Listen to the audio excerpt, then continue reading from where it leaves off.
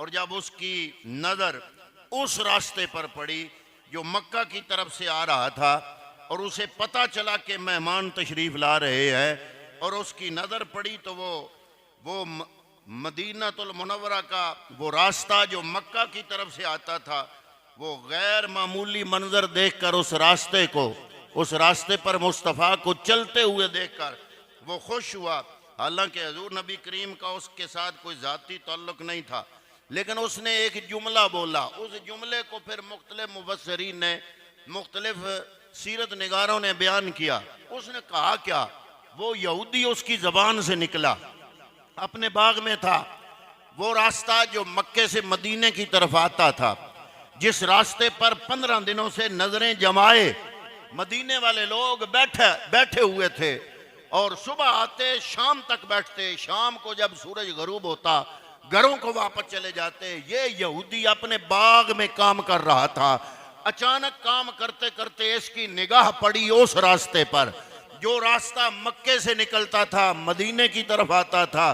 तो जब मेहमान जो खास मेहमान थे उनकी तरफ इसकी निगाह गई कि वो मेहमान आ रहे हैं, तो बोला जोर से, कहता या अहल यसरब हाजा जद्दुकुम अताकुम, ए यसरब वालो, ये तुम्हारे साहिब हैं जो तशरीफ ला रहे हैं, यानी जिनका इंतजार था वो आ रहे हैं। आओ तुम अपने नबी का दीदार कर लो, अपने इस अजीम मेहमान को देख लो। अब उस यहूदी ने तो ये जुमला बोला। अल्लामा इब्ने इसहाक बहुत मशहूर व मारूफ सीरत निगार हुए।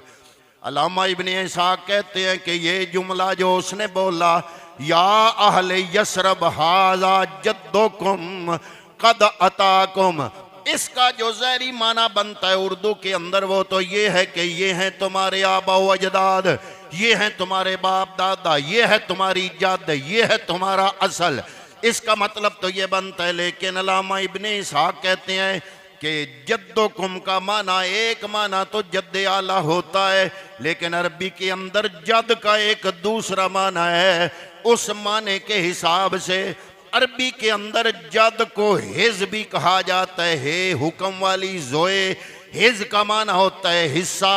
अल्लामा इब्ने इसहाक फरमाते हैं गोया वो यहूदी पुकार रहा था, ए अहले यसरब, ए यसरब वालो, हाजा हिज्जुकुम फिद दुनिया वल आखिरा, ये तुम्हारा हिस्सा है जो अल्लाह ताला ने दुनिया और आखिरत में तुम्हारे नसीबों में लिख दिया है। ये तुम्हारा नसीब आ रहा है, ये तुम्हारा हिस्सा आ रहा है, ये तुम्हारा हिज आ रहा है। आओ अपने हिस्से को देखो, अपने हिस्से की ज़ियारत करो। हिज का मतलब अल्लामा इब्ने इसहाक ने जो लिया, दीगर सीरत निगारों ने इसी टॉपिक को मद्देनजर रखते हुए हजरत उमर फारूक उमर बिन खत्ताब का वाक़या सुनाया कि सैयदना जाबर रज़ी अल्लाह तआला अन्हु आप रवायत करते हैं कि हजरत उमर बिन खत्ताब एक दिन तौरात का नुस्खा लेकर रसूलुल्लाह सल्लल्लाहु अलैहि वसल्लम की बारगाह में हाजिर हुए।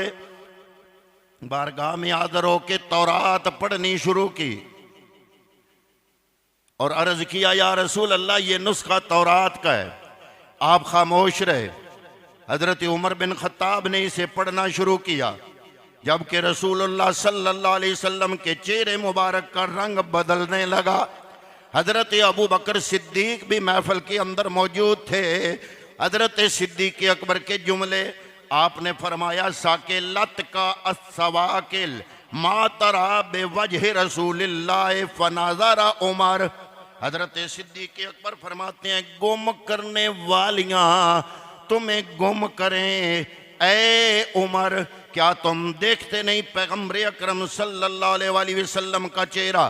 फनाज़रा उमर, और हजरत उमर ने जब इला वजह रसूलुल्लाह का चेहरा देखा, फ़क़ाला, उमर फारूक बोलने लगे, आऊज़ु बिल्लाहि मिन ग़ज़बिल्लाहि व ग़ज़बि रसूलिही सल्लल्लाहु अलैहि वसल्लम, मैं अल्लाह की पनाह मांगता हूँ अल्लाह के गज़ब और अल्लाह के रसूल के गज़ब से। रदीना बिल्लाहि रब्बन, हम अल्लाह को अपना रब होने पर राजी हैं, व बिल इस्लाम दीनन, इस्लाम के दीन होने पर राजी हैं, व बे मोहम्मद नबीना, और मोहम्मद मुस्तफ़ा हमारे नबी हैं, इस पर हम राजी है।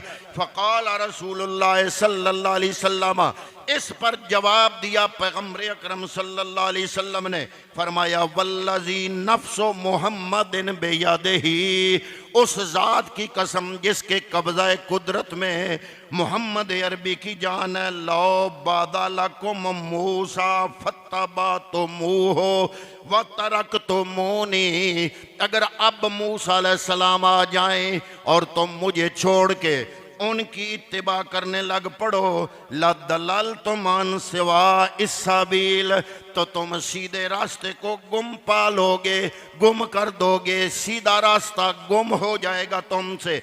वलौ काना हय्यन व अदरका नबुव्वती लत्तबानी, और अगर हजरत मूसा अलैहिस्सलाम आज जिंदा होकर आ जाएं तो वो अपना कलमा नहीं सुनाएंगे बल्कि मुझ मोहम्मद का कलमा पढ़ेंगे, मेरी शरीयत की इत्तिबा करेंगे। अब ये जुमला बोलने के बाद हजूर नबी करीम सल्लल्लाहु अलैहि वसल्लम ने वो जुमला बोला जिसकी वजह से हजरत अल्लामा इब्ने इसहाक ने इसका माना, जद का माना जो किया है वो हिज किया है। हजूर नबी करीम सल्लल्लाहु अलैहि वसल्लम ने फरमाया, अंतुम हिज़्ज़ी मिनल उम्मे, पैगम्बर अकरम ने फरमाया उम्मतों में तुम मेरा हिस्सा हो। हिज़ है हुक्म वाला ज़ोए। हजूर ने फरमाया अंतुम हिज़्ज़ी मिनल उम्मे, उम्मतों में तुम मेरा हिस्सा हो।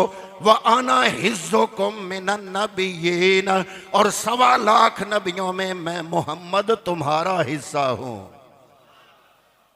हजूर ने जब ये बोला कि तुम मेरा हिस्सा, ढेर सारी उम्मतों में तुम लोग मेरा हिस्सा हो और 1.25 लाख नबियों में मैं तुम्हारा हिस्सा हूँ। हजरत ख्वाजा गुलाम फखरुद्दीन सियालवी रहमतुल्लाह ताला अलैह, आपकी नज़र से शायद यही फरमान गुजरा होगा जिसको देख के आपने शेर लिखा, फरमाया करूं शुक्र कितना और करूं फख्र कितना कि तेरे करम ने मुझे फाइजुल मराम किया। देखो बना के सैयद आलम का उम्मती मुझको गुनाह से पहले ही बख्शिश का इंतजाम किया। तो हजूर नबी करीम सल्लल्लाहु अलैहि वसल्लम ने फरमाया तुम मेरा हिस्सा हो उम्मतों में और मैं तुम्हारा हिस्सा हूँ नबियों में। हजूर नबी करीम सल्लल्लाहु अलैहि वसल्लम जब मदीनातुल मुनव्वरा के अंदर, जिसको उस वक़्त यसरब कहा जाता था, जब दाखिल हुए तो सहाबा किराम रिज़वानुल्लाह ताला अलैहिम मजमईन ने अजीब अंदाज से आपका इस्तकबाल किया। हजरत हसन इब्ने साबित फरमाते हैं जब हजूर मदीने में दाखिल हुए तो मंजर क्या था, फरमाते हैं हजूर नबी करीम ऐसे सवार थे, साथ अबू बकर सिद्दीक थे।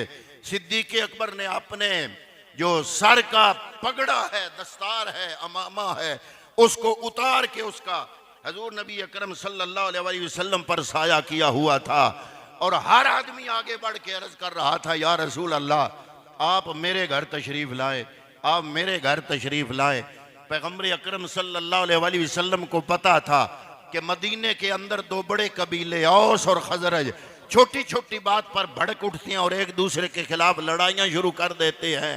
अगर औस वाले ये मेरी ऊँटनी ले गए तो औस और खजरज के दरमियान फिर भी लड़ाई होगी, और अगर खजरज वाले मेरी ऊँटनी ले गए तो औस और खजरज के दरमियान फिर भी हसद और रशक की वजह से आपस में लड़ाई होगी।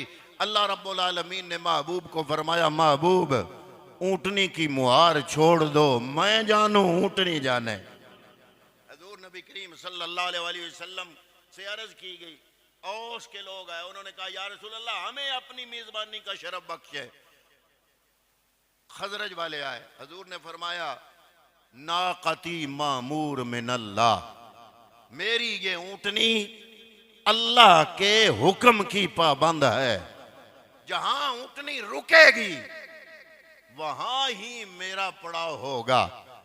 और अजीब लुत्फ की बात है, जिस जगह ऊंटनी बैठी, बाद में जो भी हुआ, अब वो जगह कौन सी है? जिस जगह ऊंटनी बैठी अब वही जगह गुंबदे खजरा है।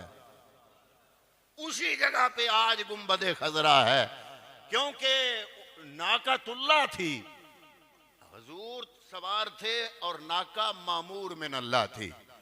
अल्लाह रब्बुल आलमीन के हुक्म से बैठना था, तो रब का हुक्म ये नहीं कि आज और हो और कल और हो। तो गोया अल्लाह के हुक्म से जब बैठी तो इर्द गिर्द घर सिर्फ हजरत अय्यूब का नहीं था। हजरत अय्यूब तो जल्दी से आगे आए और नबी करीम का सामान उठाया, उठा के अपने घर में रख दिया। इतने में जो दाएं बाएं दूसरे घरों वाले थे वो भी आए। उन्होंने अर्ज किया, हुजूर जहां पे आपकी ऊंटनी बैठी है साथ घर मेरा भी है। दूसरा कहता है साथ घर मेरा भी है। पैगंबर अकरम ने एक अरबी मुहावरा बोला, आपने फरमाया बंदा वहीं जाता है जहां उसका सामान हो। बंदा वहीं जाता है जहां सामान हो। हजरत अय्यूब पहली फुर्सत में सामान उठाया, अपने मकान के अंदर रखा। जब सामान उठ गया, मकान के अंदर रख दिया गया, तो एक आदमी आगे बढ़ा, असद बिन ज़रारा। उसने हजूर की ऊँटनी की जो बाग थी उसको पकड़ लिया। पकड़ के अर्ज करता है, या रसूल अल्लाह, ठीक है मामूर मिन अल्लाह है, आप जिधर भी तशरीफ ले जाएं, लेकिन इस ऊंटनी ने कुछ खाना पीना तो है ना, इसका चारा भी मेरे जिम्मे, इसका पानी भी मेरे जिम्मे। यानी सहाबा कोशिश कर रहे थे कि चाहे कोई भी नौकरी हमें मिल जाए, कोई भी ड्यूटी, कोई भी खिदमत मुस्तफ़ा करीम सल्लल्लाहु अलैहि वसल्लम की हमें अगर नसीब हो जाए। तो असद बिन ज़रारा कहता है, ऊंटनी को थाम लिया, थाम की कहता है, ना का तो रसूलुल्लाह फी खतीरती आना आता मुहावास कईहा, मैं इसको घास खिलाऊंगा, मैं ही इसको पानी पिलाऊंगा। अभी वो वहां खड़े थे, हजरत साद बिन उबादा हजर खिदमत हो गए। अर्ज किया, हुजूर आप जहां भी जाएं, जहां आपकी मर्जी है जाएं, ठीक है जहां आपका सामान है जाएं, लेकिन वल्लाहे या अबा अय्यूब, ए अबू अय्यूब, अल्लाह की कसम, लम तसना तुआमन ले रसूलिल्लाह तुआम रसूलिल्लाह मिन बैती, जाएं मुस्तफ़ा तुम्हारे घर में, लेकिन खाना मुस्तफ़ा का मेरे घर में होगा। खाना सुबह शाम मैं अपने घर में पका के तो मैं हजूर नबी रहमत सल्लल्लाहु अलैहि वसल्लम की खिदमत में पेश किया करूंगा। हजरात मोहतरम, इसी तरह जो कई छोटे आ रहे हैं, कई बड़े आ रहे हैं। हजरत अनस रज़ी अल्लाह तआला अन्हु आप फरमाते हैं कि दाखिल नबी सल्लल्लाहु अलैहि वसल्लम फिल मदीना थे वकुलना मा तलात शम्स माहू अन्नहु काना वक्त गुरूबिन।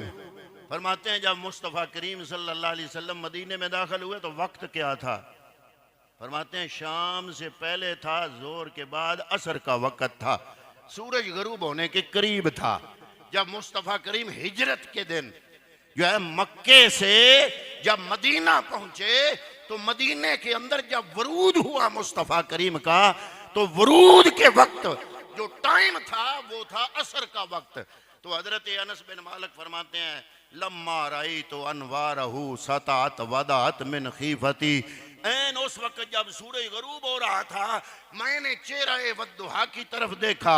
लम्मा राई तो अनवारहू सातात, वो सूरज दुनिया का तो गरूब हो रहा था, लेकिन मुझे यूं महसूस हो रहा था असल सूरज अब तलू हो रहा है। वदात मिन खीफती कफ़ी अला बसरी खौफन अला बसरी मिन हुस्न तालाते ही।